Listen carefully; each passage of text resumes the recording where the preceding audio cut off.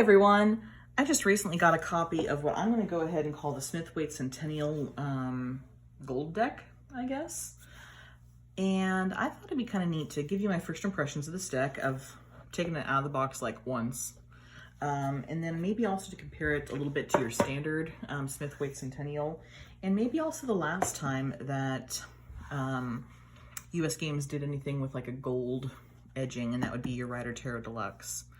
So without further ado, let's get this party started.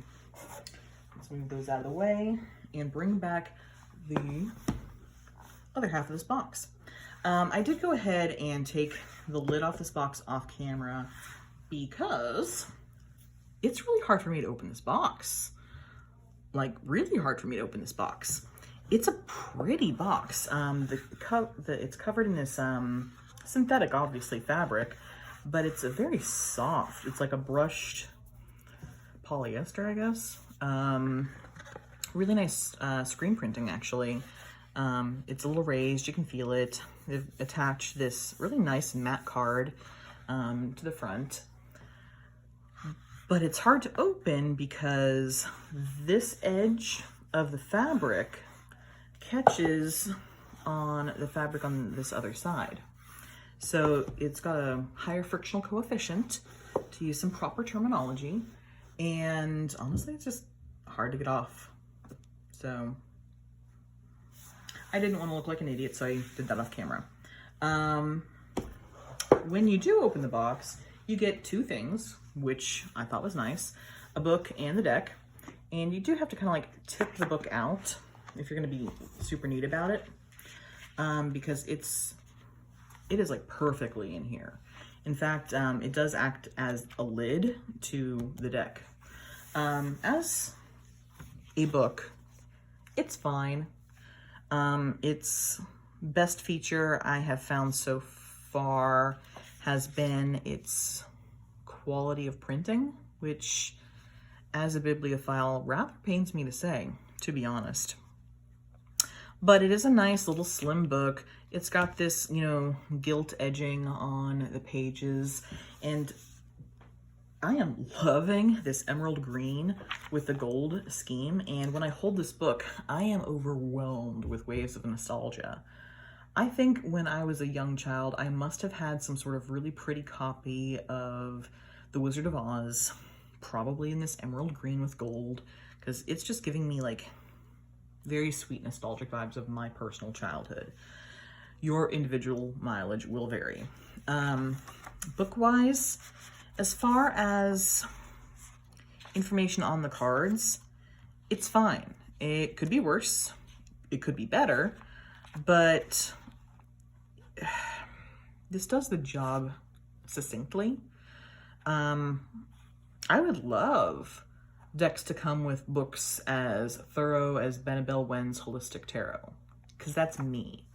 But based off of what I've been seeing with, my own students who I teach year in and year out, we are transitioning away from being a reading culture. We like to see short paragraphs. We like to see things chunked on a page. We like bullet points. We like lists. We like to be able to pre-read instantly.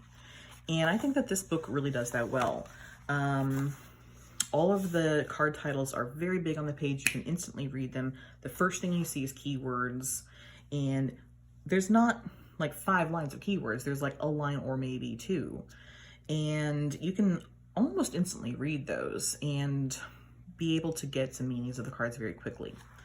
Another thing that I very frequently find is that the way Sasha has written these paragraphs, they're very imagistic, and they definitely capture your imagination and help you put yourself in the place of the card, which I think is neat. It makes the card an immersive experience, a meditative experience.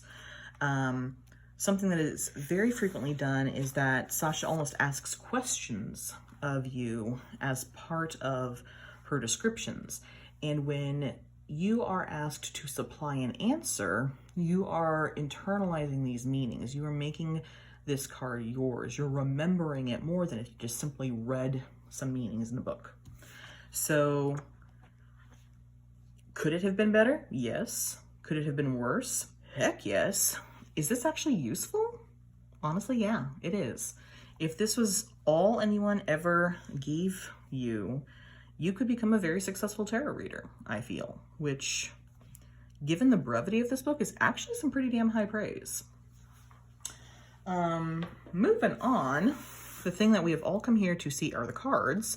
But before we get to the cards, let's just talk about this box for 1 second.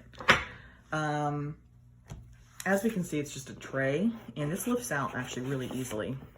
Ta-da! And we can see here it's just cardboard, so But if they were going to go with a tray, they did a nice one. Usually these tray boxes have ways for the cards to slide out, and that can damage them. This one, they're in there solidly. And the book is the perfect size to act as a very successful lid. So that's great. The thing that I'm not keen on, though, is that you've actually got to be a little careful with the cards putting them in. Otherwise, they kind of stick out at you. See? So you kind of gotta line things up, give them a little shake. And you do want to be careful putting these cards in and out. See, now they're a little cockeyed. You want to be careful putting the cards in and out because you don't want to damage the gilding. So I would have liked to have seen a more user-friendly box for better overall protection. That being said, this is actually nice and fairly elegant. All right. Cards-wise, we do have a special title card. I should have probably grabbed my title card. I keep that separate because honestly, who needs these in your deck? But it does tell us that this is the limited gold edition. I believe that the last time I communicated with US Games, they said that this was a run of 2,000, possibly 3,000. I think it was 2,000. I would have loved actually to have seen that, you know, somewhere limited, 2,000 copies. This is copy 100 out of whatever, right? That could have been really neat, but it is what it is. I think that this background on the regular deck is the same emerald green as kind of this is, more or less. So there is a big visual difference there if you are looking at the two of them side by side. You do get one other card here. Usually in a Rider deck, you do get these two advert cards. Currently, they are these Pamela Coleman Smith Untold Story in various forms. What they did here was they took this card and they printed both faces on either side so that they could give you a really nice, I guess, title card. And then we get the back of this on the title card. I do have to say that I personally am not hyper keen on these backs. It's just a pattern. In the same way that the yellow box, the blue box have that plaid pattern. It's just, it doesn't do anything special. It's not, you know, an interesting design. It's just a pattern. And I don't understand the choice of the fleur-de-lis for this particular deck. The fleur-de-lis is a very French motif. This is an English deck, whole cloth, born and bred in England. So to put a French motif on a very like English deck, I just don't understand. I'm also, this is just me because I like, one of the things that I see when I look at things are patterns and breaks, and I'm annoyed by how they made the card reversible. It breaks the regular pattern of the fleur-de-lis right at the midpoint, and then it's mirrored. And it's fine. It's just one of those things that I immediately see. And when you have a very repetitive pattern like that, to have something that jars it, right? To me, it's one of those things where my eye catches it and it doesn't let it go. So I'm not hyper keen on this deck. I'm definitely noticing that this is such a glossy stock that any nick, any finger mark, any little bit of oil, I am immediately seeing, which is not great.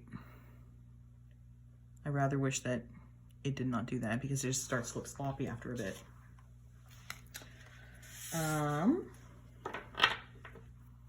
Actually, is this, I don't remember the other deck being this shiny. Maybe we should pull that one out at this point.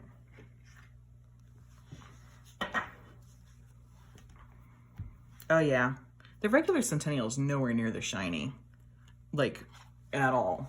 Let's see if I can't catch. There you can see how defined that ring light is.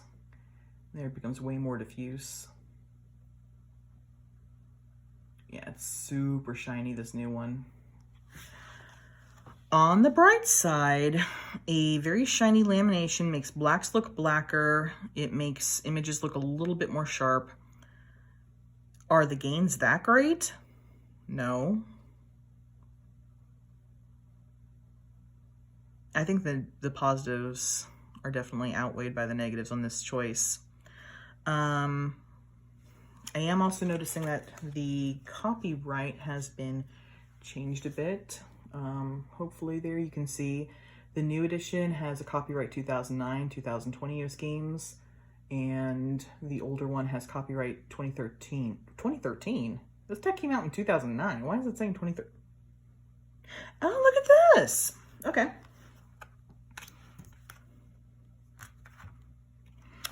Oh. This is a misprint I've never noticed before because I guess I just never have. For the Centennial, the copyright on the Fool is 2013, but the copyright on all the other cards in the deck looks to be 2009. So, interesting, I guess. Other than that, the cards, honestly, they're pretty identical. The decks are about the same height. This one is a hair, and I mean a literal hair thicker than the standard print. But I don't feel bad shuffling the standard one, right? Like, I feel that this one can take abuse, whereas this one I feel like I can't so much as breathe on it because I don't want to hurt the gold. It's so pretty, I don't want to hurt it. And it is fun. I mean, it's done really well. When I move it around in the light, it's shining this beautiful gold light in various places in my room. It's actually very, very pretty. I think I need more gold in my life. But I don't feel that this could take a shuffle terribly well. And I don't want to test my theory. What I can see is when I kind of like move this around a little bit, I can see some pattern coming through on the edges. I can see a line here, here, and here, and those line up with the fleur-de-lis that are being cut off. The edges are actually a little rough. I don't know if that's the gilding. It feels like the gilding, actually. Maybe not the way the card was cut. It is making a little lip around the edges. Yeah, I don't even want to risk shuffling this. It's just too lovely. When we pull out the other gold deck, the Rider Deluxe, it's obviously a different deck. This is, based off Centennial. This is based off of Yellow Box. The print and the quality are going to be different. But this is a very matte card. It's even more matte than the Centennial regular. If you can kind of see if I can get some light. There you can see the light kind of bouncing off of those more differently. And it just, honestly, it looks better. It looks really nice and clean.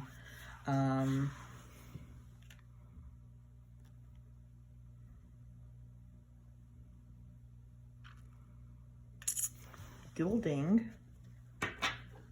Ooh. Ooh.